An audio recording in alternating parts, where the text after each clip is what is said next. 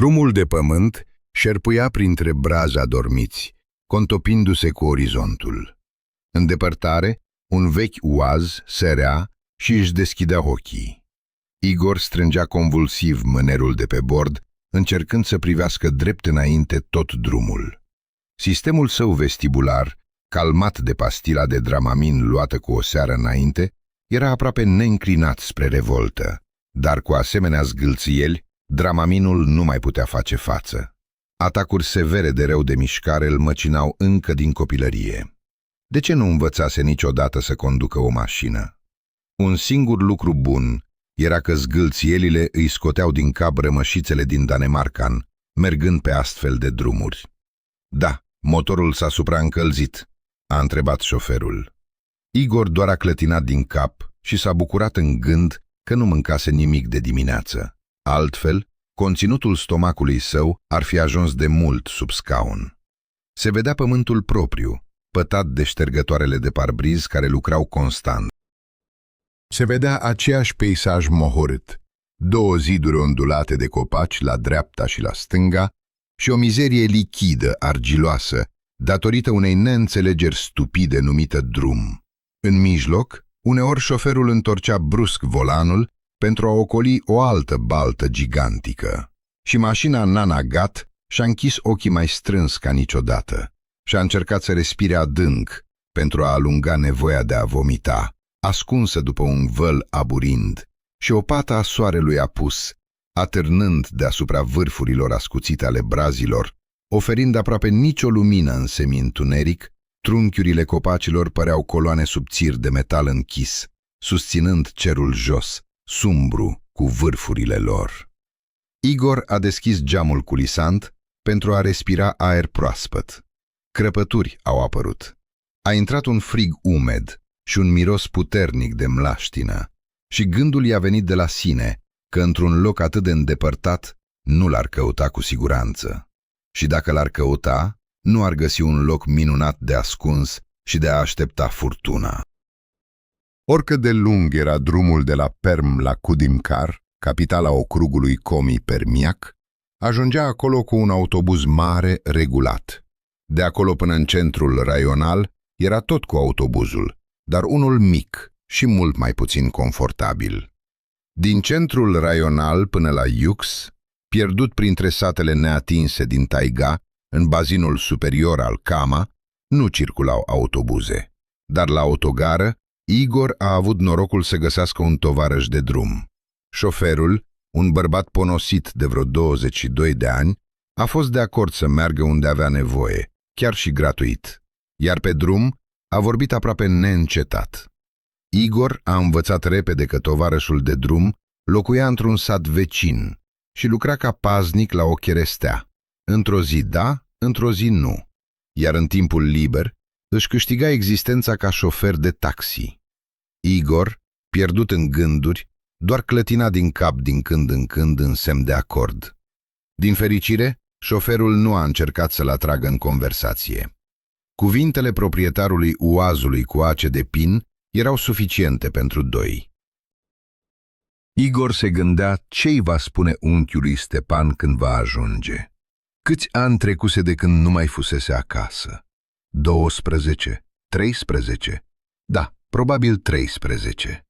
Toată această vreme, afacerile orașului îl ocupaseră pe Igor mult mai mult decât viața unei rudă singuratic, dintr-un sat îndepărtat. Își amintea de părinți, singura rudă rămasă care a murit în taiga, deoarece părinții îi fuseseră înlocuiți de mătușa și unchiul său. Mătușa Vera, care nu avea copii ai ei, îl trata ca pe propriul fiu, dar își amintea de unchiul său, fratele mai mare al mamei sale, Stepan, ca pe un om sumbru și puțin vorbăreț. A mamei sale, sora mai mică, îi făcuse o impresie serioasă. Igor credea și chiar simțea ceva de genul milă pentru unchiul sever care se amesteca cu povestea. S-a întâmplat o nenorocire. Părinții mergeau dintr-un sat vecin prin pădure și l-au strivit pe tatăl său după ce a căzut un brad. Mama a alergat după ajutor, dar în întuneric s-a rătăcit și a ajuns într-o mlaștină. Și acolo a pierit. Igor însuși a fost găsit a doua zi, departe de acel loc, speriat, flămând, mâncat de țânțari, dar viu. Atunci s-a spus că a avut noroc. Nu s-a anecat în mocirlă cu mama lui, nu a murit de foame și nu a fost sfâșiat de animalele sălbatice. Dar unchiul său, se pare că el gândea altfel deja.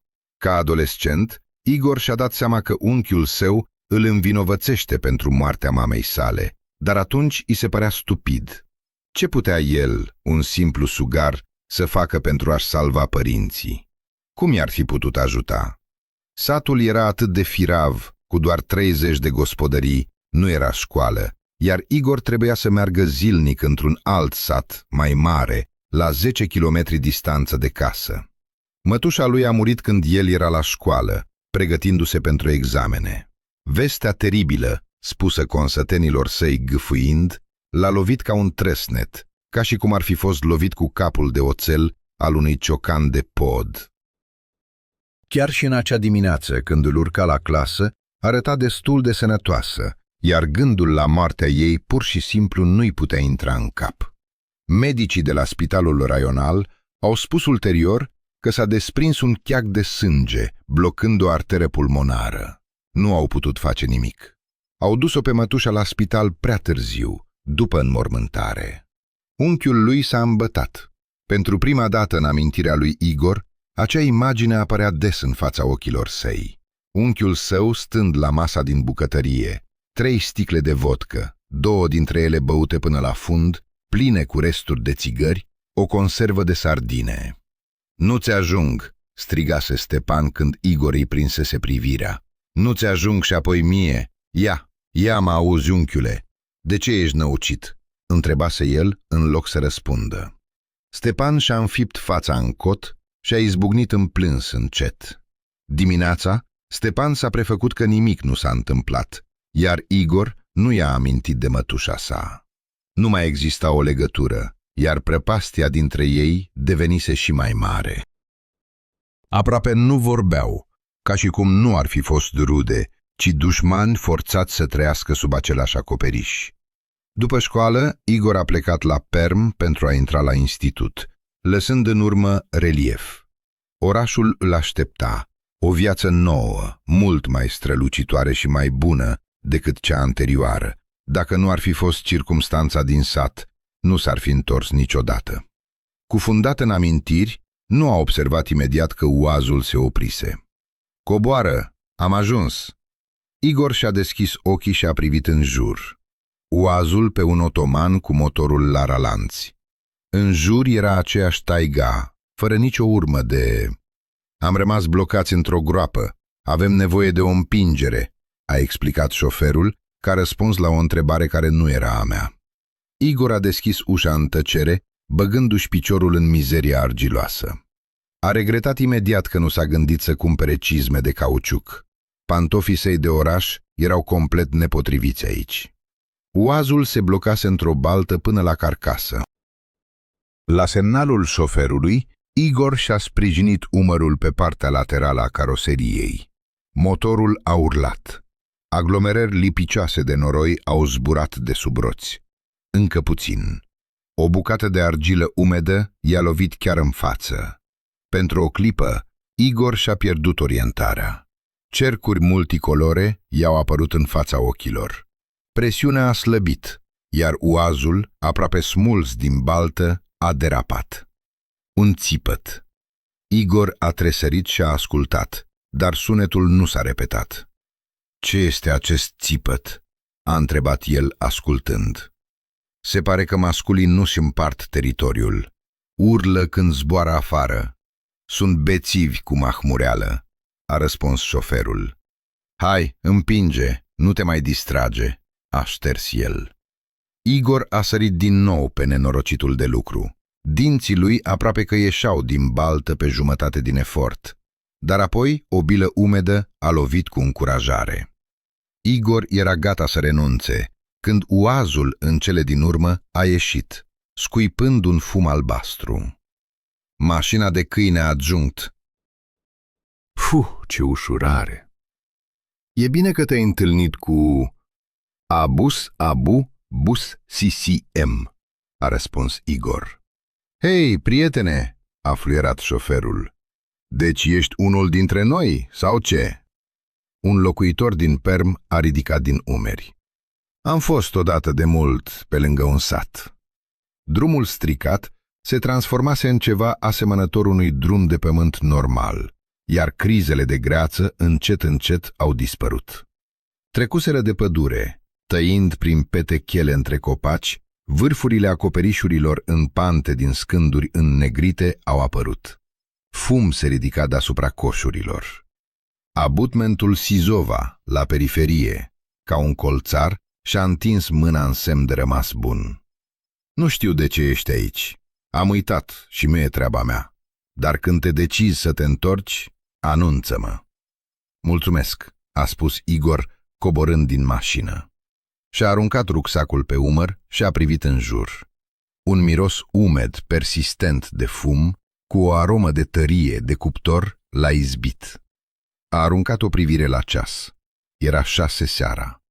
Satul său natal l-a întâmpinat cu tăcere. Niciun glas omenesc, niciun lătrat de câine, nici o muget de vită, niciun sunet familiar. Le lăsase în amintirile copilăriei. La prima vedere, în Iux mai rămăseseră cam 30 de case, dar la o a doua privire mai atentă, s-a dovedit că majoritatea fuseseră uitate de mult, iar strict vorbind, satul însuși nu mai figura ca Iux. Șoferul pe drum spusese că autoritățile raionale și regionale renunțaseră de mult la așezarea aproape pustie, unde jumătate de duzină de bătrâni își trăiau zilele. Nimeni nu avea să repopuleze satul, așa că băștinașii rămași și Iusen au fost lăsați singuri. Casa lângă care l-a lăsat șoferul uazului era și ea lată, curtea era acoperită de buruieni, bucăți de carton bitumat atârnau ca niște limbi negre de pe scândurile acoperișului. Geamurile erau întunecate de ani de praf și coliba vecină se prăbușise la fundații, transformându-se într-un morman de praf de lemn. A treia, puțin mai departe, nu arăta mult mai bine. Igor, privind priveliștea colibelor, a simțit o melancolie latentă, similară cu cea care apare într-un cimitir. Oșe, Siuzeva, Pistogov. Numele consătenilor îi apăreau în memorie unul după altul, de fiecare dată când trecea pe lângă o altă casă abandonată. Când plecase, oamenii trăiau în fiecare dintre ele. Lângă una dintre case, pe care Igor o considerase inițial nelocuită, stătea o bătrână cocoșată. Era îmbrăcată într-o jachetă matlasată, zdrențuită, de sub care ieșea tivul unsuros, fie al unei fuste, fie al unei rochii, și se sprijinea pe un poker de sobă îndoit. Bătrâna nu a reacționat deloc la apariția lui, nici măcar nu și-a întors capul când s-a apropiat. Arăta ca Baba Yaga, și-a zis el, sau Ioma în limba noastră. Chipul bătrânei îi se părea vag familiar. Un minut mai târziu, Igor a scos un "Jiva e alta", și-a zis, decrementată și aproape neîndreptată de ani, dar nu putea fi greșeală. Bună, nu mă recunoști? Bătrâna s-a mișcat. Bunică versus. Și-a mișcat și ea buzele și a privit undeva prin el. Părul îi căzuse din batic tuns neuniform, cădea în vânt ca un vânturică. Părea că în fața lui nu era o persoană vie, ci o sperietoare de grădină așezată în mijlocul curții. După ce a stat acolo un minut, Igor a fluturat mâna și s-a îndreptat spre casa unchiului său. Zin Șuv era la celălalt capăt al satului, la poalele unui deal blând acoperit de zăpadă. Apropiindu-se, Igor a auzit zgomotul surd al unui topor, un ritm, heca, și sunetul despică și tăcerea unui sat muribund. Aceste sunete păreau nenaturale și în același timp erau familiare. Dar casa Casia era mare pentru el, dar acum, obișnuit cu viața în metropolă, Igor vedea în fața sa o stradă neplăcută de sat. În spatele unei gard de scânduri nevopsit de mult timp, se vedea figura unui bărbat înalt, care ciopârjea lemne, Din cauza emoției, Ișa, proprietarul casei, mânuia un clește, fără să se uite în jur. Grămadă de lemne ciopârjite creștea. Igor a înghețat în nedumerire. Apoi a bătut ușor în poartă. Bărbatul s-a întors. De când îl văzuse ultima dată Igor, unchiul Stepan aproape că nu se schimbase. Era încă același bărbat înalt și slab, cu un chip ascuțit, ars de vreme. Doar barba sa căpătase o nuanță de gri. Lângă ochi îi apăruseră riduri adânci ca ale unui șoim. La apariția lui, fața îi arăta nicio emoție. "Bună, unchiule," a stors Igor. "Nu ne-am văzut de mult." Stepan nu a răspuns, continuând să-l scaneze cu privirea. Igor a tăcut. "De ce ai venit?" a întrebat el, lăsând în cele din urmă jos cleștele. "Am nevoie de ajutor. Mă lași să intru?" Stepan a tăcut un minut, parcă gândindu-se. Apoi a lovit și a înfipt cu forță cleștele într-un buștean de pin. "Intră!" a învățat el cum să deschidă poarta. Stepan s-a întors și a intrat în casă. Igor și-a șters transpirația de pe frunte și a tras de mânerul ușii. După atâția ani, unchiul lui încă îi stârnea nervii. Înăuntru, casa aproape că nu se schimbase. Când Igor a plecat din Iux pentru totdeauna, era un living, 2 dormitoare și o bucătărie cu o sobă din cărămidă albă. Absența îndelungată a mâinii unei femei în casă era aproape neobservabilă în viața de zi cu zi.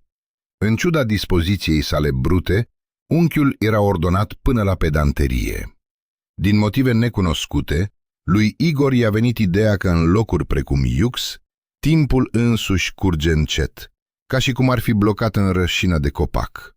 O muscă trece an după an, dar nimic în jur nu se schimbă, cu excepția reflexiei tale în oglindă.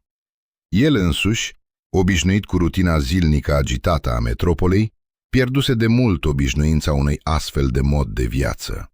Dar unchiul, dimpotrivă, nu-și putea imagina niciun alt mod de viață în afară de Iux. "Fă-ți de casă, la chiuvetă, știi unde." Igor a clătinat din cap după un timp. Părea și inconfortabil. Trecuseră prea mulți ani. Prea mult timp nu fusese aici. Prea mulți muriseră sau plecaseră. Stepan clătina oale în bucătărie. Au bătut din picioare, s-au acoperit. Era necesar doar să te așezi pe ea, oarecum dureros. Timp de minute lungi, Igor stătea ascultând cuvintele care se transmiteau. "Vom lua cina." S-au așezat în jumătate de oră. Fereastra bucătăriei dădea spre. Casa vecinului era vizibilă în curte, dincolo de gard, învăruită în ceață umedă. Cerul se întuneca rapid, umplându-se de o cenușă mohorâtă, de aceea fereastra arăta ca o fotografie alb-negru creată de jocul crepusculului. Igor a încercat să-și amintească numele vecinului, dar nu a putut. Dar ca și copil, cunoștea tot satul, a gândit cu iritare. Stepan i-a împins spre el un castron cu ciorbă de șaleu fierbinte. "Ieri abia l-am prins. Și tu?" "Eu am avut doar ceai." Igor a luat fiertura aburindă cu o lingură de aluminiu uzată. A adus-o cu grijă la buze. "Delicios," a mormăit el. Ciorba de pește era fierbinte, dar în ultimele zile Igor mâncase doar pe sărite, iar stomacul său, care bolborosea insistent, își cerea drepturile. "Vei trăi singur, vrei sau nu?" Și bucătăreasa s-a atins, "Mănâncă." La noi în SUA aproape nimeni nu trăiește în perechi. Și nimeni nu trăiește acum. Cine a rămas fără soț, cine a rămas fără soție, copii și nepoți, o lovitură. Așa că fumăm în liniște. Igor a tușit, o bucată de șalău i-a rămas în gât. "Ai grijă să nu te înneci," a mormăit Stepan. "De aici până la cel mai apropiat doctor sunt 30 de kilometri și pe jos. Nimeni nu are mașini." A tușit. "Ne tratăm singuri de moarte. Nu are rost să fugi când ai peste 60 de ani. E oricum departe, nu poți fugi." Igor a rămas tăcut. Probabil că de-a lungul anilor petrecuți în orașul mare, uitase complet cum să înțeleagă sătenii. În opinia sa, viața într-un colț îndepărtat al taigalei uitat de toată lumea, nu era viață deloc. Și așa, existența cu el era a lui, pentru că pentru o vreme va trebui să rămână aici, departe de supermarketuri, cluburi de interese și internet de mare viteză nelimitat. Uitasem deja că cineva trăiește toată viața fără toate astea și nu se dă în vânt după plictiseală. Spune-mi, de ce ai venit fără să te uiți? Stepan a suflat în cana aburindă. Doar nu-mi spune că ți-a fost dor de mine. Nu, a spus Igor, nu pentru asta. I-a povestit totul, cum a studiat și-a schimbat câteva profesii, s-a întâlnit și s-a despărțit, în general a trăit. Nu a fost în doliu, mulțumit de sine, până când o femeie căsătorită l-a încurcat. Numele ei era Sveta. S-au întâlnit la un centru de fitness unde Igor mergea de 3 ori pe săptămână după muncă. O cunoștință care îl persuase să se înscrie la sală a insinuat subtil că în stabiliment veneau mulți oameni bogați plictisiți. La Dacia, atunci Igor a ignorat cuvintele sale, după o altă despărțire. Nu exista nicio relație. Nu voia, dar când a văzut-o pe Sveta pentru prima dată, ceva s-a declanșat în capul lui, ca și cum s-ar fi activat un releu invizibil. Nu se putea spune că era foarte... Vano purta un inel pe deget. A observat aproape imediat, dar asta doar a crescut, iar a doua zi au continuat. S-au întâlnit într-o cafenea, apoi au început să se întâlnească, apoi au ajuns în același pat. Acest lucru nu putea fi numit dragoste, mai degrabă o cooperare reciproc avantajoasă. Fiecare obținea ceea ce dorea și chiar puțin mai mult despre soțul Svetei. Aproape că nu vorbea, limitându-se la fraze generale, că nu o iubea, dar nu putea pleca. Igor nu a insistat. Se vedea pe sine ca un fel de prinț din povești care urma să elibereze soția lui Bluebeard din captivitate. Dar povestea a fost rapid spulberată de realitatea dură, când Sveta i-a spus că soțul ei descoperise totul și că soțul ei nu era doar un tiran domestic, ci cineva mai rău decât soțul ei militar, omul de afaceri Zakharov. De mult timp circulau zvonuri rele în oraș. Se spunea că în anii 90, Serghei Petrovici Zakharov, acum un om respectat și un antreprenor de succes, a fost un bandit faimos și lider al unui grup criminal organizat, poreclit Zakhar Kungurski. Sveta nu a spus care dintre aceste zvonuri erau adevărate, dar l-a sfătuit să stea departe de el și să se țină discret până când va rezolva totul. Se pare că ea credea pios în irezistibilitatea farmecului ei feminin, atât de mult încât Igor a crezut-o. Într-o seară, când stătea la muncă și se uita peste rapoarte, a primit un apel de la un număr ascuns. "Rezervă un loc la cimitir," a spus baritonul lui Plov. Când Igor a acceptat apelul, era pe cale să răspundă, dar s-au auzit bipuri scurte pe linie. O amenințare pentru toți. Dar a doua zi, mașina lui a ars în parcare. S-a deschis un dosar de incendiu. Reticent și rapid, l-au închis, invocând un raport de expertiză care stipula în alb și negru cauza incendiului fiind un scurt circuit apărut din motive necunoscute. Apoi, cineva a intrat în calculator și l-a răsturnat. A găsit o notiță pe desktopul calculatorului care spunea: "Plimbă-te și privește în jur." Apoi s-a speriat cu adevărat. O mică aventură cu o femeie căsătorită mersese prea departe, iar consecințele amenințau să fie foarte grave. Stătea chiar pe podea, în mijlocul haosului, întrebându-se ce să facă mai departe. Cu degete tremurânde, a selectat un număr din agenda telefonică, a apăsat butonul de apel. Telefonul mobil al Svetei nu a răspuns. Apoi a venit mesajul SS: "Te va ucide, fugi cât poți." A sunat înapoi, nimeni nu a răspuns. Apoi a venit un alt mesaj despre mine: "Nu-ți face griji." Un al treilea SMS a venit când el lua în considerare să sune poliția. "Nu spune poliției, el a înțeles totul. Ai încredere în mine." A demisionat și-a șters apartamentul, nu a folosit rețele sociale sau mesageri Nu și-a notificat colegii. Pe scurt, s-a izolat din viața sa obișnuită pentru cât timp. Nu știa, dar spera că nu-l vor găsi aici în Parma. Stepan a ascultat în tăcere, uneori fredonând sprâncenelor sale stufoase. Când Igor a terminat, peretele a scârțit puternic și s-a ridicat de la masă, din vechi obicei, prefăcându-se că se uită la ceva pe peretele opus. Pleca dacă va trebui, a spus Igor încet. Doar voi dormi la tine și plec mâine. Unde mergi?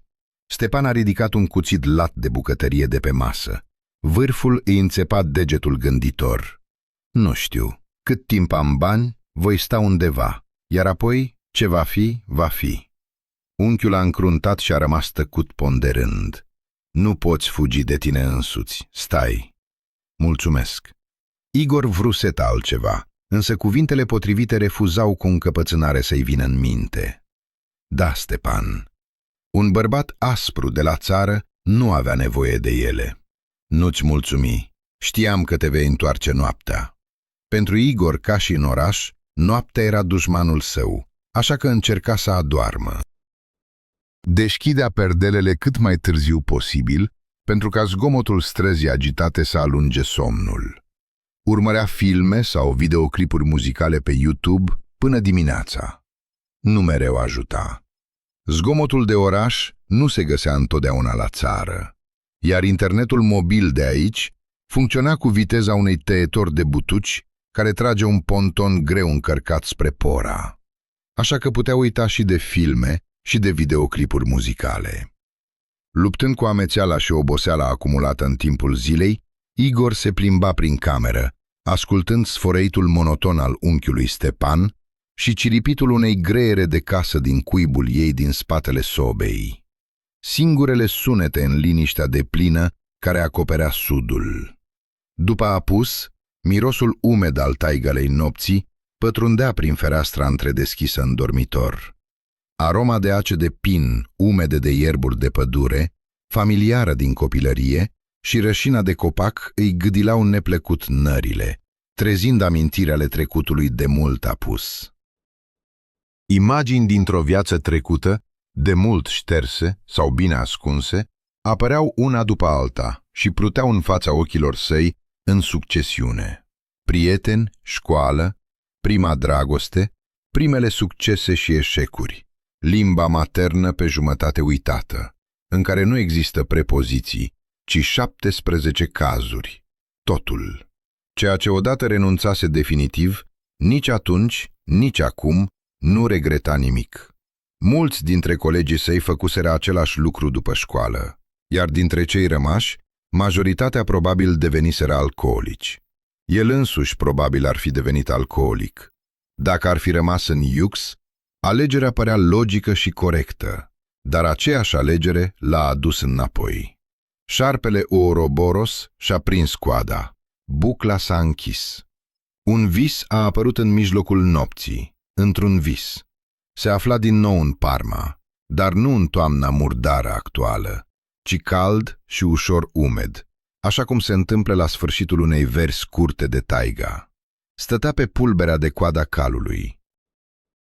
Recunoștea cu ușurință strigătul bufniței, bătăile aripilor păsărilor de noapte, vuietul surd al unui cerb mascul, chemarea asemănătoare loviturilor măsurate ale unui ciocan de lemn de un trunchi de copac, pe care nu-l putea recunoaște, ascultând cu atenție.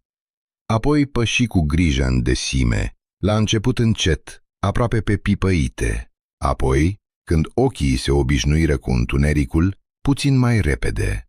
Dintr-un motiv oarecare, îl bântuia sentimentul unei priviri străine, o privire apropiată. Din lateral, privirea îl pătrundea, un fior, dar iată cum a vândut imediat UGS-ul undeva lângă inimă și nu a vrut să plece. Nu este nimeni aici, și-a spus el. Nu este nimeni și nu poate fi. Igor trase o gură adâncă de aer și încercă să se adune în tăcere neliniștită. Mergea aproximativ 10 minute, oprindu-se ocazional pentru a asculta sunetul ritmic ciudat. Vasia fie se apropia din dreapta, fie devenea mai slab. Igor și-a accelerat pasul, prinzând o mișcare abia perceptibilă din colțul ochiului. Se întoarse brusc și văzu umbre alungite ciudate ascunzându-se după pinii. Se mișcau în zvâcniri absurde, ca niște epileptici. I se părea lui Igor că îl înconjoară. Se retrase încet și deodată simți cum picioarele îi erau încet atrase în mlaștină. Igor încercă să se elibereze, dar căzu și mai adânc. Curând, picioarele îi fură trase deasupra genunchilor. Umbrele se opriră la marginea mlaștinii și se desfăcură într-o ceață continuă, tremurând în vântul care se ridica.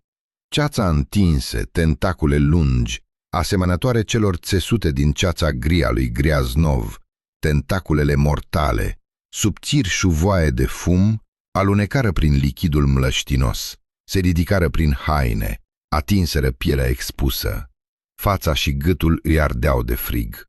Igor flutură mâinile, dar degetele îi treceau ușor prin panglicile fumurii transparente și apucau golul. Se scufunda în mlaștină până la gât, când ceața de deasupra mlaștinii se desfăcu. O figură înaltă, întunecată, o rânduire și nenatural iso, cu spatele ca o mantare gală. Igor țipă, iar în tor, din adâncul chebei, auzi și el un țipăt, același, fie animal, fie uman, pe care l-auzise pe drum, și dintr-un motiv anume, acum Igor era sigur că nu era o râsă. Igor se eliberă din ghearele tenace ale somnului și expira zgomotos. Apa lui Noe din dormitor era întunecată. Lumina slabă a dimineții timpurii dilua negrul nopții, dar nu-l dispersa complet. Ștergeți rămășițele. Aruncă o privire pe fereastră, afară din coșmar. Satul, înnecat într-o ceață groasă, nu părea mai viu ca ieri. Coșmarurile îl chinuiau de mult timp. De când se mutase în oraș, la început atribuise schimbării bruște de peisaj, dar an după an, coșmarurile nu slăbeau. Mergea la medici, dar aceștia doar ridicau din umeri. Nici analizele, nici remeneurile nu au relevat nicio patologie, așa că medicii s-au limitat la sfatul de a se odihni mai mult și de a petrece mai mult timp în aer liber. Inima îi scârția, credea. Cu aer mai proaspăt, într-un oraș cu milioane de locuitori, adevărul nu era prea bun, iar apoi se obișnuise pur și simplu, așa cum mulți se obișnuiesc cu o boală cronică incurabilă, dar nu fatală. Stepan stătea deja în bucătărie bând ceai, încrucișându-și picioarele. Sunt obișnuit să mă scol de vreme, tu nu?" mormăi el în cana sa. Ce vei mânca la micul dejun?" Igor dădu din cap, își trase geaca și își puse cizmele. M-am născut aici, pe stradă, aruncând ocazional priviri în ferestrele întunecate ale caselor supraviețuitoare. Pe lângă el nu era nimeni pe stradă, sau cei care rămăseseră în sat nu se treziseră încă, sau preferau să nu părăsească casa pe vremea așa. Într-o tăcere deprimată, se deplasa de la o casă la alta, amintindu-și satul rămas în memoria sa. Diferența era semnificativă. Dintr-o parte, eram singurul, din cealaltă, dădea în taiga, așa că pentru a merge dintr-un capăt în altul, ar fi durat 5 minute. În cei mai buni ani, urmau să construiască o cherestea în Iux și chiar au ridicat o fundație cu pereți.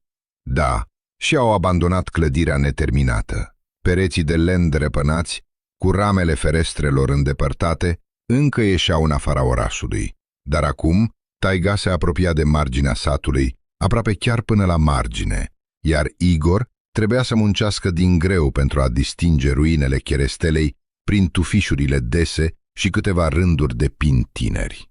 Burasiv și Gorco îl chemau pe coma lui Permiakov. O altă casă, veche, care nu cunoscuse reparații de mult timp, dar clar locuită, întorcându-se, Igor văzu un bătrân înalt într-un hanorac ponosit. Bătrânul privea dintr-o poartă deschisă, un impuls de a se apropia. Bună, și tu?" Igor se opri, așteptând. Când numele potrivit îi apăru în memorie, bunicul Nazar îl luă înainte. Bunicul, uitaseră deja de ce mi-amintesc. Mințea cu ușurință. E ciudat că m-ai recunoscut. Nazar îi înțelese cuvintele în felul său, dar e prea devreme. Nu, mâinile mele nu sunt la fel, dar capul meu încă nu mă părăsește. Nu sunt deloc. Da, glumesc, nu te speria. Nazar scoase un râs mic, zgomotos. Nu te-am mai văzut de mult, unchiule. Pariez că ești fericit, radnic, sau nu? Igor grăbi să schimbe conversația într-o altă direcție. Ați rămas mulți aici în Iux? Da, au rămas doar suflete. Sunt unchiul tău, Petrovici, și Zirianovo, bunicul și bunica. Restul, unii în orașe, alții la cimitir. Și stai mult cu noi? Nu știu încă, Igor răspunse sincer. Realizarea că ar putea fi blocat aici timp de o săptămână sau chiar luni nu i-a îmbunătățit starea de spirit, poate pentru mult timp. În timp ce vorbeau, ploaia începuse să curgă mai tare. Igor era deja pe punctul de a întrerupe conversația și de a se întoarce la casă, când bunicul Nazar, care vorbise neîncetat, deodată tăcu și aruncă o privire în lateral. Igor se întoarse și văzu pe drum, cu un bidon de zinc gol, pe bunica de ieri. Femeia s-a trezit, spuse Nazar. Bunica era obișnuită să fie exact ca o bătrânică, dar anul trecut s-a rătăcit în taiga și părea să fi fost înlocuită. Fie tace, fie vorbește singură. Poate a înnebunit la bătrânețe, dar nu deodată. Igor o urmărea în tăcere cum pleacă. Obișnuiau să spună despre astfel de oameni că Șeva locuia înăuntru. Așa că unchiul tău, beat, a vrut să o lovească, strigând că spirite malefice se ascund înăuntru. Petrovici și cu mine am liniștit-o cu greu. Bine, plec, mă zbat. Nazar, tu, intră dacă se întâmplă ceva, căci sunt singur și nu am cu cine vorbi decât cu câinele. Am și rachiu. Sigur voi încerca. Promise, dar fără rachiu. Ceai destul. Lada, Igor, către Lada, ceai, deci ceai, toată ziua. Igor petrecu dimineața în 4 pereți după micul dejun. Stepan plecă la vânătoare și se întoarse abia seara. Privirea îi surprinse o expresie ciudată, neliniștită, gânditoare, dar Igor nu îndrăzni să întrebe. Poate vânătoarea nu mersese bine. Decise pentru sine în acea noapte. Igor încercă din nou să doarmă cât mai târziu posibil, dar acum, pe lângă frica de coșmaruri, era și neliniștit pentru Stepan. Nu-i ieșea din cap bunicul Nazar și până târziu noaptea, Igor, amețit, își freca ochii, smulgându-se din îmbrățișarea tenace a somnului, asculta sfărăitul ritmic din spatele peretelui și privea în întunericul impenetrabil de afară pe fereastră, ca și cum ar fi așteptat să apară o figură înaltă, cocoșată, în penumbră, printre copaci, înconjurată de șerpi de umbre. A dormit dimineața de vreme, dormi până aproape de prânz, dar somnul nu veni. Când era deja complet lumină, aruncă o privire la ceasul de pe perete. Sări din pat. Unchiul lui nu era nicăieri și plecase din nou. Igor a mâncat repede ce a găsit în bucătărie și a ieșit pe ușă. Soarele strălucea puternic afară. Ceața cenușie a dimineții își ținea poziția dincolo de poartă. Igor privi în jur. În lumina zilei, priveliștea satului muribund nu părea la fel de sumbră ca în seara rece, dar epavele de lemn ale caselor prăbușite, asemănătoare unei turme de mamuți morți, nu arătau mult mai bine. Le puteai distinge de cele abandonate doar prin ferestrele intacte și grădinile unde pământul proaspăt săpat, solul uscat ofilit, era vizibil în spatele gardului de lemn uscat. Altădată, nu ar fi ezitat să scoată smartphone-ul și să facă câteva fotografii pentru Instagram, în stilul unui orășan și al esteticii vegetației rurale. Dar acum nu mai avea timp de divertisment și împreună cu restul rețelelor sociale le ștersese înainte de a pleca din oraș. Câte sate ca acesta sunt în zonă? se gândi el, privindu-l pe încă o casă abandonată. Și, în general, în regiunea Perm și de-a lungul întregului țărm, bordee abandonate îl priveau în tăcere cu orbitele goale ale ferestrelor sparte. Când a plecat, aproape toate casele din Iux erau locuite. Deși umbra dezolării iminente cădea asupra satului încă din copilărie, acum doar 5 din cele 30 și ceva și doar 6 oameni din 50 vor trece. Încă 10 ani și nu va mai rămâne nimeni aici. Pocnetul acelor uscate de sub cizmele lui îl făcu să tresară. Pierdut în gânduri, nu observă imediat cum trecu de ultima casă abandonată și ajunse la marginea pădurii. Parma îl întâmpină cu o tăcere mortală, trecând de creșterea unei păduri tinere de pini. Igor se opri în nedumerire. Apoi veniră copaci maturi, înalți, puternici, cu coroane dese care acopereau cea mai mare parte a cerului. Obișnuia să alerge des la Parma, dar acum îi se părea diferit de cum era în copilărie. Parma dă totul. Îi veniseră în minte cuvintele unchiului Stepan. Aceasta era doar o parte a adevărului. Dă, dar ia și mult, fără a ierta. Greșelile oamenilor, voluntare sau involuntare, Parma i-a luat părinții și aproape l-a ucis. Toată viața a crezut că e norocos, dar acum, după evenimentele din ultimele săptămâni, îi se părea că greșise. Poate ar fi fost mai bine pentru toți dacă ar fi dispărut în taiga împreună cu părinții lui. Păși în Parma, simțind inima bătându-i. Când soarele dispăru în spatele copacilor, rămășițele de ceață se întinseră spre el cu tentacule lipicioase, ascunzându-se după perii groși ai tufișului. Parma se ascunse ca un animal de pradă care își evaluează prada.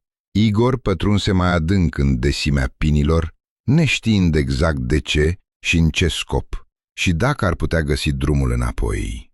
Vântul și acele de pin inspirau aerul plin de mirosul de ceață și lemn umed. Parma tăcea. Igor merse tot mai departe, privind ocazional înapoi, remarcând locuri familiare de peste 13 ani. Parma se schimbase și ea. Devenise mai densă și părea mai întunecată, dar recunoscu câteva detalii. Copacii creșteau și erau smulși de fulgere. Un copac asemănător transpirației unei pește, cu un trunchi ciudat răsucit, pe care băieții din sat se distrau. Pe drum, începuseră să dea peste tufișuri joase cu fructe de pădure albastre închis, fie afine, fie mure otrăvitoare. Nu-și bătea capul să privească atent, cu atât mai puțin să le încerce. Pământul de sub picioarele lui deveni mai moale și el crezu mirosul de mlaștină. Igor se opri, întrebându-se dacă să se întoarcă. Un sunet surd, ritmic, spargea liniștea, forțându-l să privească în jur, dar taiga era încă la fel de senină. Igor îngheță, ascultând. Inima lui începu să bată neliniștită în ritmul acestui sunet ciudat, venind de undeva. Se abătu, ghidat de sunet, și curând ajunse la un ciot mare, putrezit. Igor a avut nevoie de o clipă pentru a distinge lângă el figura scundă a unei bătrâne cu păr lung, dezordonat, de culoarea cenușii de sobă. Stătea cu spatele la el, dar Igor o recunoscu cu ușurință ca fiind bunica lui. Pe zic oftă și se apropie. Bătrâna nu se întoarse, deși el era precaut. Ce faci? Fără să-i acorde atenție apariției sale, femeia a început din nou să bată cu un pocăr într-un trunchi slăbit. Apoi își puse urechea pe scoarța putrezită acoperită de mușchi și îngheță, parcă ascultând o clipă. El pur și simplu privea ce se întâmplă. Apoi mai făcu câțiva pași. Lasă-mă să te duc acasă. Bano! Bătrâna se întoarse brusc, înclinându-și capul într-o parte. Atât de mult încât vertebrele cervicale îi crăpă clar. Igor tresări de frică. Bună, nu-ți amintești de mine?" spuse femeia, iar lui Igor îi se păru că niște gheare de gheață îl sfâșie. Îți amintești? Îți furam mere când eram copil. Și te-ai plâns unchiului tău?" spuse ea, repetându-i exact cuvintele. Igor făcu un pas înapoi. Ceea ce auzise era atât de dezorientant, încât pentru câteva secunde o privi fix pe bătrână, neștiind ce să facă. Țipă confuz, ca și cum ar fi sperat că cineva va apărea în pădure care să-i spună ce să facă. Apoi privi din nou femeia. Femeia se îndreptă. Capul ei și acum, fără să clipească, îl privea. Abia acum Igor observă că pupilele ei erau verticale, irisurile verzi aprins ca iarba de primăvară. Bătrâna era obișnuită să fie ca o bătrână, dar anul trecut s-a rătăcit în taiga și cum au înlocuit-o pe Procarzica, tremurând cu vocea bunicului Nazar. Apoi începu să vorbească complet nesăbuită, schimbând voci de bărbați și femei, amestecând cuvinte rusești și comii permiac, care izburau din gură cu viteza mitralierei. Chipul bătrânei însă nu exprima absolut nimic. Igor țipă și fugi. Alergă în fiecare secundă, riscând să se împiedice și să-și rupă piciorul. Vociile se slăbiră și curând amuțiră departe în urmă, dar în urechile lui auzi un șoaptă ciudată, venind de peste tot. Părea că însăși Parma șoptea. Ieși în luminișul pădurii, vânat pe laterale. Era obișnuit gol în jurul lui. Simțea că fusese în taiga numai mult de jumătate de oră, dar în jurul lui, din direcția satului, purtau lătratul câinilor. Zumzetul enervant din urechile lui dispăru. Igor se opri să-și recapete suflarea și să-și adune gândurile. Un zburdalnic de taiga, reînviat seara, se agita deasupra, dar acum era mult mai preocupat de ceea ce văzuse lângă ciotul vechi. Conștiința sa cerea disperat o explicație rațională. Bunica clar nu auzise niciodată de oameni cu dizabilități mentale care puteau rezolva ecuații complexe în capul lor. Poate că există nebuni ventriloci în copilăria lui. Pe zici înse în pântecele ei, fie ploaie, fie zăpadă. Nu era viață nicăieri. Poate încă vorbea cu ciotul lui. Ce e mai bine pentru el? Igor se îndreptă obosit spre sat. Soarele apus picta taiga în nuanțe de bârgândii. Un fior suflă. Igor mersese cu încăpățânare, privindu-l ocazional înapoi, până când ajunse într-un luminiș. Văzând o figură masculină întunecată în față, îngheță de frică, dar la o inspecție mai atentă, oftă de ușurare. Stepan stătea sprijinit de un copac umed și îl privea în tăcere printre coborâți și neclintiți ca o poveste. Eroul Cudim Oș s-a săturat de plimbări, întrebă Stepan cu o indiferență prefăcută. Igor se sprijini de un trunchi umed de copac, gâfâind, încercând să-și recapete suflarea și să găsească cuvintele. O bătrână vorbind în mai multe voci, vise ciudate, banditului Zacar, care probabil acum îl caută peste tot în regiunea Perm, i s-au întâmplat prea multe în ultimele zile. Și vezi, am decis și eu să mă plimb. Stepan ridică arma la umăr. Botul negru al țevii îl fixa pe Igor în față. De ce te sperii?" întrebă el și nu ascundea cum îi tremurau mâinile. Strânge. Este adevărat, spuse abia audibil. Deci este adevărat. Adevărat? Strigă Igor. Ce naiba se întâmplă aici? Stepan continuă să-l țină sub amenințarea armei. O rețea de riduri îi acoperi fața unchiului. Umbre adânci zăceau. O înfățișare feroce, inumană. Adevărul este, tu nu ești nepotul meu și eu nu sunt unchiul tău, nici măcar nu ești om. Igor clipi. Da, și-a pierdut mințile, gândi el. Se pare că totul aici. Ești nebun, o substituție. După ce părinții tăi au murit, te-am găsit în a treia zi. Niciun copil nu ar fi supraviețuit nopți în taiga, iar tu ești virgin. Am realizat imediat că ceva nu e în regulă, dar apoi m-am gândit că poate s-a întâmplat cu adevărat o minune. Minunile se întâmplă în această lume.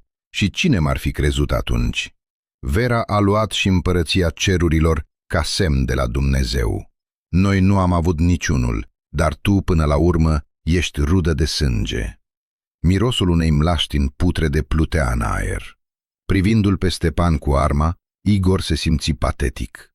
O simplă mișcare a degetului și-ar fi căzut sub un pin străpuns de gloanțe. Bunicul meu era șaman cu spirite. Spuneau că oamenii din toate satele din jur veneau la el. Ar fi înțeles imediat ce se întâmplă. Dar murise de mult. A rămas doar toba. Și eu, vezi tu, deja cred în spiritele malefice în Uniunea Sovietică. Nu pot respira. Își aminti că înfățările erau numite copii în copilărie, înlocuiți de spirite malefice. Dar chiar și ca copil credea în astfel de credințe. Povești stupide, sau Stepan lua legendele complet în serios, sau nu doar pesichii erau nebuni. Dacă intri, nu ieși imediat și nu ești acolo unde voiai să fii, sau simți că cineva te privește și te întorci. Nu e nimeni. Strămoșii noștri au trăit în două lumi mult timp și știau multe despre spirite, dar de atunci aproape totul a fost uitat. Spiritele pădurii și-au pierdut vigoarea, retrăgându-se în desișuri adormite, dar nu dispărute complet. Acum, ele doresc să revină. Oamenii au uitat de Hristos, iar un loc sfânt nu rămâne niciodată pustiu. Stepan încremeni pentru o clipă, ignorând frigul. Pe fruntea sa, șuvoaie de transpirație se prelingeau pe tâmple. Arma îi se mișca de sus în jos, trădând o profundă neliniște. Dar tu nu ești din carne și oase. Lumea noastră se transformă, iar ei încearcă să se adapteze. Doar că eu nu voi ceda. Stepan ținti din nou spre el, încremenit. Igor strigă, încercând să-l convingă. Nu sunt un changeling. Vântul adie spre Poliani. Un țipăt familiar, nici animal, nici om. I se păru lui Igor că sursa acelui strigăt ciudat era acum mai aproape decât auzise înainte. Fără să-și ia ochii de la el, Stepan mârâi. Nu poți fugi de tine însuți. Ești al lor. Te cheamă. Stepan apăsă pe trăgaci. Igor închise ochii, așteptând împușcătura, dar în loc de aceasta, auzi din nou țipătul. Apoi, auzi cum Stepan se zvârcolea pe iarbă, scoțând sunete stridente, încercând să smulgă ceva de neînțeles de pe el. Întunecată, parcă țesută din umbrele serii. Fugi de aici. Un semnal subconștient pentru Igor. Se avântă spre spărtura din tufișuri. Țipetele lui Stepan deveneau tot mai slabe și curând amuțiră complet. Alergă până când epuizarea îl copleși. O masă de gri și brun se perindă prin fața ochilor săi. Crengile ascuțite îi zgriau fața, îi agățau picioarele, îi sfâșiau hainele. Alergă până când, în depărtare, apărură niște forme întunecate. Iusin I.P. Plecând spre pădure, Stepan nu încuiase casa. Cu picioarele slăbite de oboseală, Igor se clătină înăuntru și își aruncă rapid lucrurile într-un rucsac. Scoase smartphone-ul, căută numărul șoferului de UAZ în agendă. Nu avea semnal, așa că trebuia să meargă pe jos, până când apărea măcar un semnal slab. Igor încercă să nu se gândească la cum apusul peste taiga semăna cu reflexiile stacojii ale unui foc arzând departe spre vest. Până la următorul sat mai erau 10 kilometri de mers, dar Igor era gata să plece din acest loc unde bătrânele vorbeau cu voci stranii, ca niște ventriloci, și bătrânii credeau în spiritele pădurii. Au înnebunit, repeta ca un ceas stricat. Toți de aici sunt nebuni. Bruma serii atinse ușor noroiul lichid, dar mersul pe drumul de pământ era în continuare anevoios. Igor își înfipse încăpățânat picioarele, încercând să nu privească în jur, unde, printre crengile dese ale lui Colia, umbre fugare licăreau din ce în ce mai des.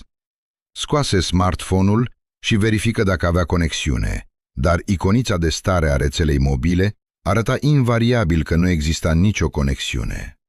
Încercă să mențină un ritm alert, dar noroiul și oboseala acumulate peste zi își spuneau cuvântul.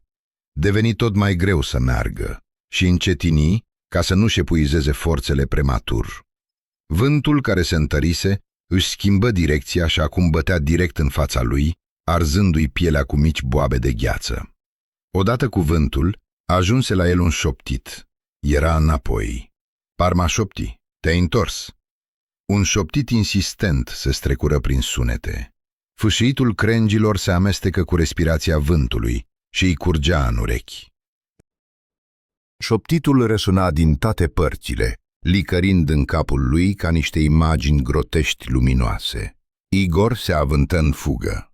Ghetele îl purtau prin noroiul cleios, dar era teamă să intre în pădure. I se părea că dacă ar fi intrat, orice ar fi șoptit din spatele copacilor s-ar fi năpustit imediat asupra lui. Imaginația sa, o splendoare de crengi uscate, noroi, s-ar fi abătut asupra lui. La al 3-lea kilometru realiză că nu mai poate. Satul dispăruse după cotitură. O panglică îngustă de drum de pământ se îndrepta spre sud, dispărând după orizont. Se opri ascultând. Zumzăitul persistent dispăruse undeva. Dar apoi apăru un alt sunet. Motorul unei mașini în mișcare. Un jeep masiv și evident scump apăruse din jurul colțului. Arăta straniu, deplasat în această țară a uazurilor vechi și a mașinilor Lada ruginite, ca un câine alabai de rasă pură într-un tomberon cu boschetari.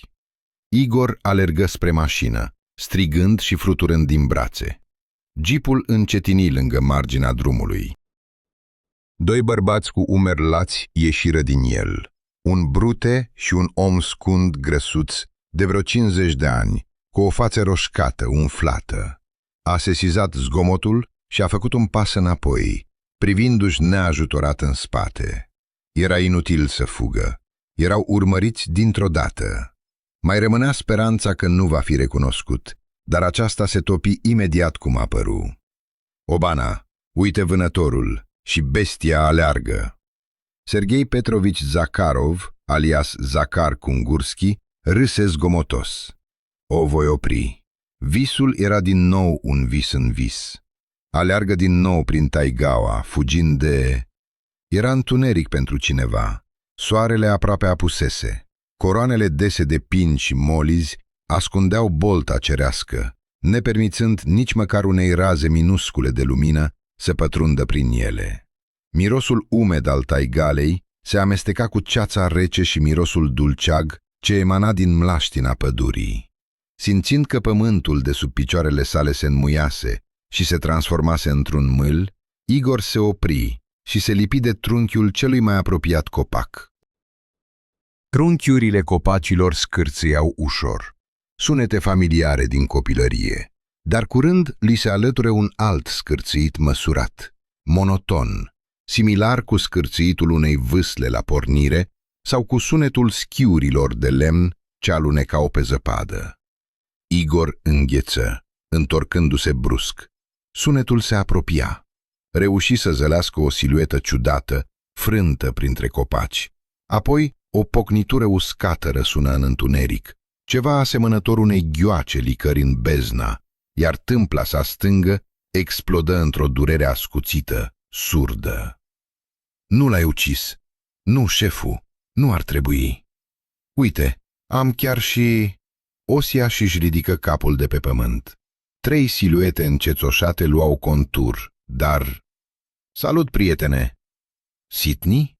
Recunosc Bighornul după obrazul lui. Văd că l-ai recunoscut. Zakhar întrerupse în mijlocul propoziției. Își băgă mâna în buzunarul gecii de camuflaj și scoase telefonul. Telefonul lui Igor. Dacă ai decis să pui mâna pe telefon, aruncă-l burdoc, prin telefon ca să te prind. Întins pe vine, se așeză și își turnă o țigară. Alături de ei, pe un butuc, zăcea o geantă neagră. A plecat departe. Patria ta e a ta.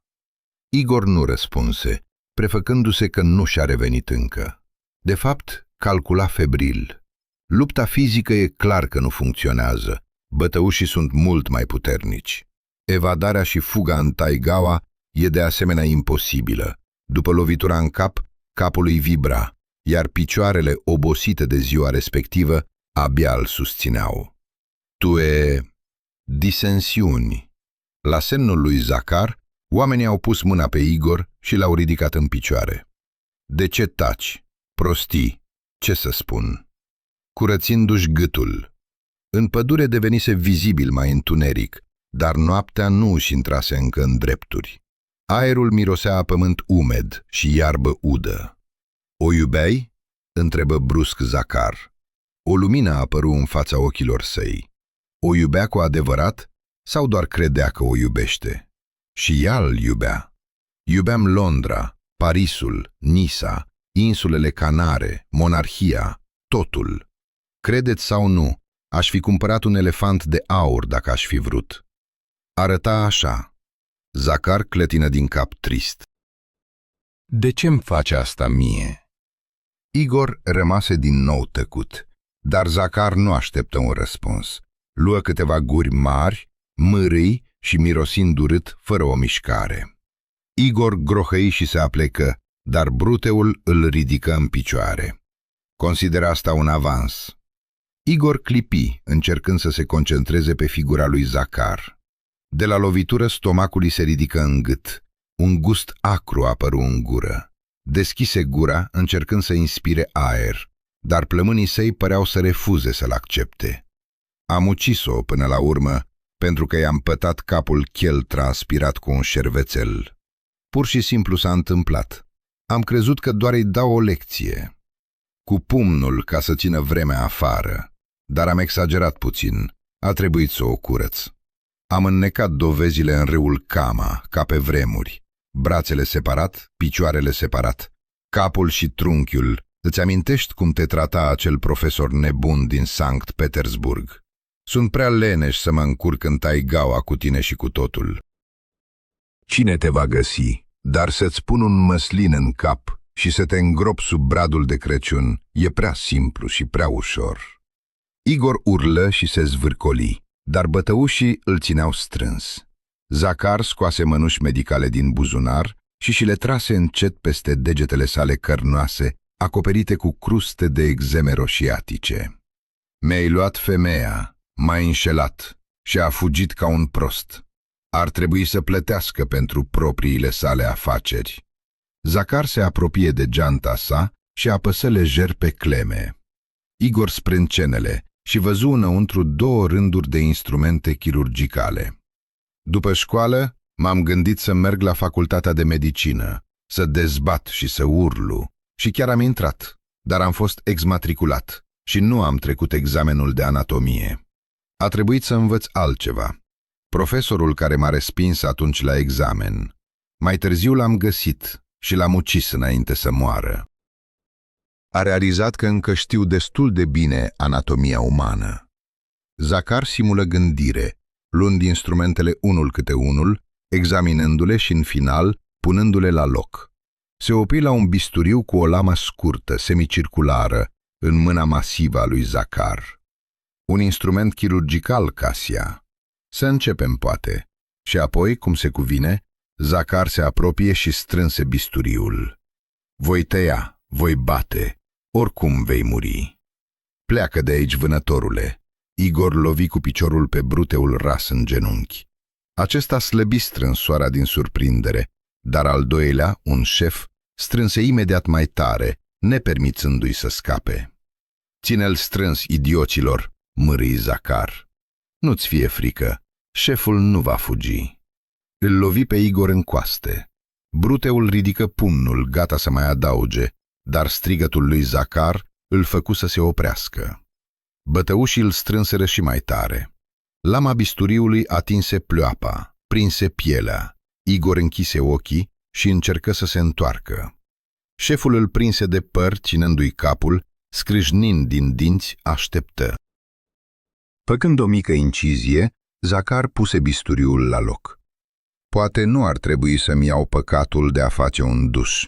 Nu crede că sunt o bestie, te pot cruța, dacă ceri frumos. Nu te voi lăsa complet, desigur, dar vei rămâne în viață. Ce zici? Nu răspunse. Vocea lui Zacar era un zgomot nedorit. Plasele puteau auzi cu adevărat, dar el asculta atent sunetele taigalei. Dar Parma tăcea, ascunsă printre foșnetele obișnuite ale pădurii. Vrei să te transformi în Gwynplaine? Ții minte, a existat un film ca acesta. Zilnic vei zâmbi din toate urechile. Păcat că femeile te privesc.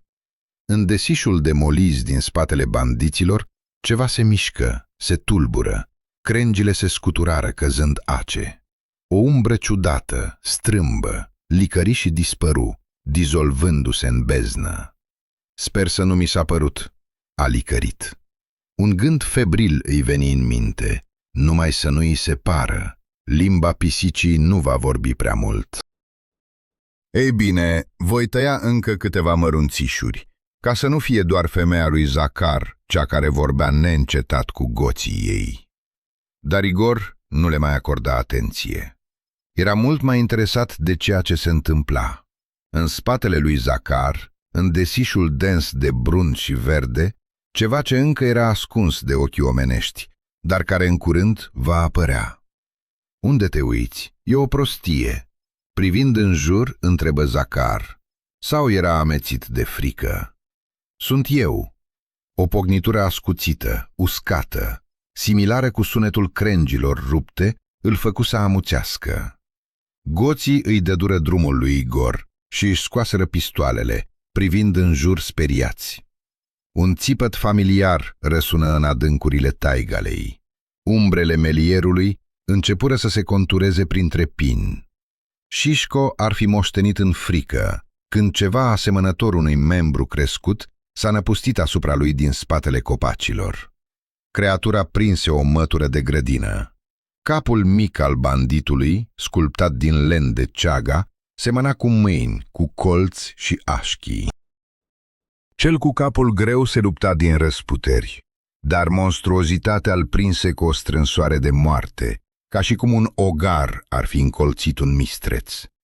Zacar scăpă bisturiul și privi ce se întâmpla în confuzie, din lubii partac di fanteziile unui schizofrenic. Tâmpla sa sfâșietoare se transformă în durere și deznădejde completă. Un țipăt. Apoi, într-un sfârâit, trupurile monștrilor de lemn ascunseră pe zeul școlii de ochii lui Igor. Vedea doar licărirea ghearelor și auzea pocniturile cărnii sfâșiate. "Șefule, ce naiba e asta?" strigă bruteul ras. Începu să tragă în extraterestri, dar gloanțele străpunseră trupurile adunate din coriac și crengi uscate, neprovocând niciun rău. Folosindu-și gloanțele, aruncă pistolul său inutil către unul dintre monștri, care semăna cu un ciot viu.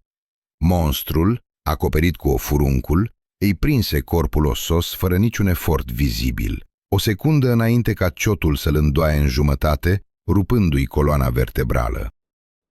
Zacar nu privi înapoi, se avântă spre spărtura prin desișuri, spre jeep, fără să privească înapoi la țipetele sfâșietoare ale subordonaților săi.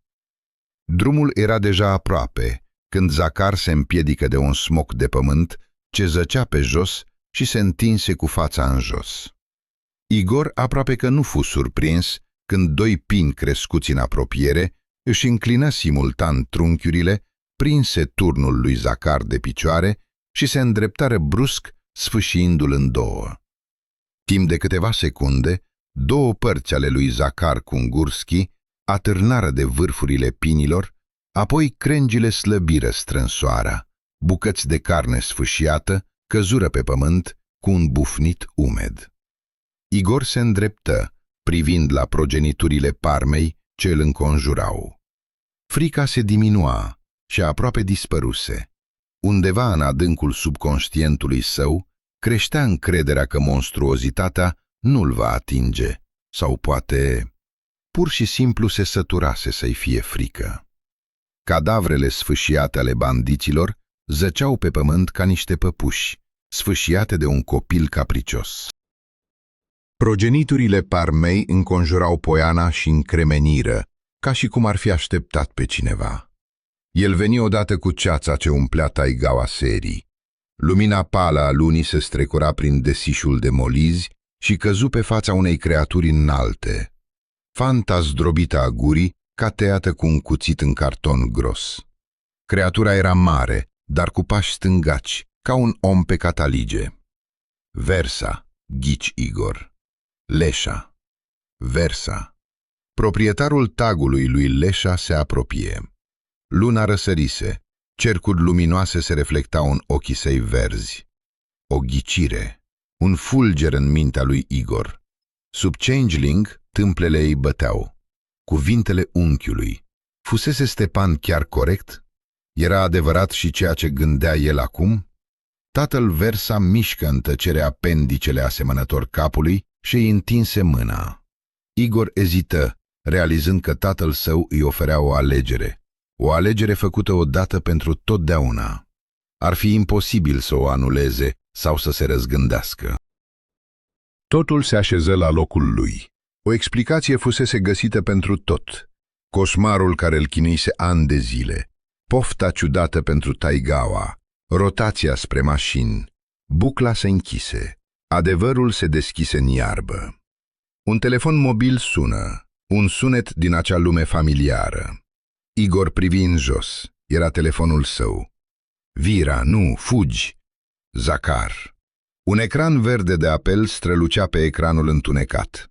Igor se aplecă mecanic și atinse ecranul. Alo? Vocea șoferului de UAZ veni prin difuzor. Igor, ai văzut apelurile ratate de la tine? Ai fost în vizită sau ceva? Ia-mă înapoi. Igor ezită. Tatăl său și servitorii săi așteptau în tăcere un răspuns. Șoferul de UAZ, al cărui nume nu-l aflase niciodată, aștepta și el. Niciun răspuns, spuse el în final. Rămân. Igor strânse mâna întinsă a tatălui său și simți imediat cum o forță de neînțeles îi curge prin degete, crescând, extinzându-se, umplându-l complet. Mii de ace verzi, subțiri, înnegriră, transformându-se într-un len puternic. Mici scântei se îmbârteau în aer. Igor țipă.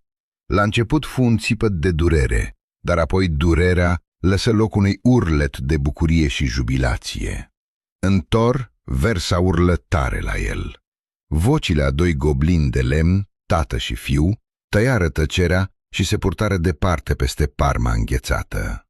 Când se făcu complet întuneric în Taigawa, paravanul de vânt pe zic ce fusese pe drum fu un desiș de tufișuri tenace și mici mlaștini ascunse înșelător sub un strat subțire de pufuliță gălbuie. Ea însă și s-ar fi pierdut de mult în beznă, dar Șeva, din interior, cunoștea drumul. La jumătatea drumului, infanteria ajunse la o poiană forestieră și oftă usurată. Era mai ușor să meargă decât prin mlaștină, dar apoi se opri. Corpul uman. Femeia îngheță, apoi făcu cu grijă un pas pentru a mirosi. Mortul zăcea pe burtă, fața îngropată în iarbă, dar după rămășițele unei jachete de vânătoare și o pușcă zăcând în apropiere, elefantul pe zic își puse urechea la un copac, ascultând vocea. Umbre rupte șopteau, licărind printre pinii Polinski, lumini verzi de ochi, sărind în întuneric ca iurca și licurici. Cuvinte ciudate într-o limbă necunoscută îi curgeau în urechi, transformându-se în imagini inteligibile. Viața este veselă. Apoi, aruncând deoparte pokerul inutil, ea trebuia să le spună rămășițelor Iusin că spiritele Parmei, adorate și temute de strămoșii lor îndepărtați, au revenit acum pentru totdeauna. Așa se încheie povestea Kiril Maleev, Parma. Dacă v-a plăcut această poveste, nu uitați să dați un like acestui videoclip și să vă abonați la canalul nostru, deoarece urmează multe povești grozave. La revedere tuturor!